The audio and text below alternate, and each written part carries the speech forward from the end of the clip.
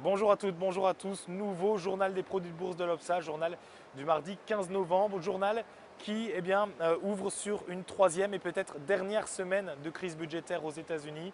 Alors si pas la dernière, sans doute l'une des plus importantes car c'est cette semaine que l'on va savoir si oui ou non les États-Unis rentrent en défaut de paiement.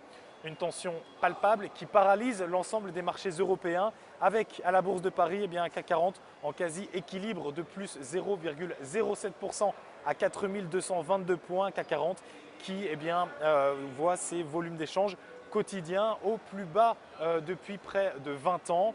Du côté des sociétés, Peugeot glissait de près de 9% pour un titre à 11,24 €. Peugeot qui étudierait une augmentation de son capital d'environ 3 milliards d'euros avec au final une participation de l'État estimée entre 20 et 30%. Valourec perdait lui aussi du terrain, moins 1,93%. Idem pour Dassault Systèmes qui dégringolait de 10,53% à 86,24 €. Le groupe de logiciels de conception qui est victime de chiffres inférieurs aux prévisions pour ce troisième trimestre 2012. Dassault Systèmes qui d'ailleurs occupe la dernière place de l'indice SRD.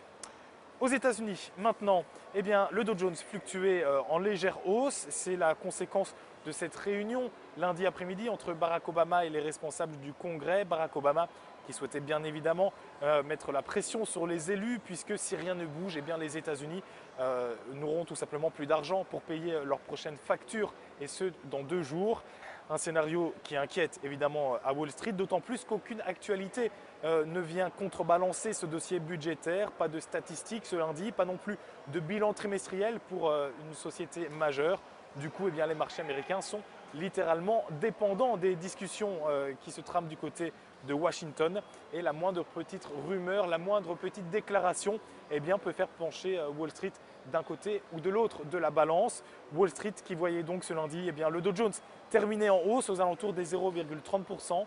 Le Nasdaq et le S&P 500 terminaient eux aussi dans le vert autour des plus 0,50 et plus 0,30%. Pour terminer, comme à chaque fois, la valeur à suivre et c'est aujourd'hui le groupe Accor, le groupe hôtelier Accor. Graphiquement, son titre s'affranchit de la zone de résistance intermédiaire à 32 € et marque de nouveaux plus annuels. Il reste par ailleurs soutenu par ses moyennes mobiles à 20 et 50 jours ascendantes, tandis que le RSI est lui positivement orienté. Ces deux éléments militent pour la mise en place d'une nouvelle phase de hausse avec les 35 € comme première cible. Le dépassement de ce niveau amènera ensuite le titre sur les 37 €. Seule une clôture en dessous des 30,44 € invaliderait ce scénario haussier. La stratégie qui vous est donc proposée pour jouer cette valeur, c'est l'achat du Warrant Call Accor à B902ST d'Unicredit.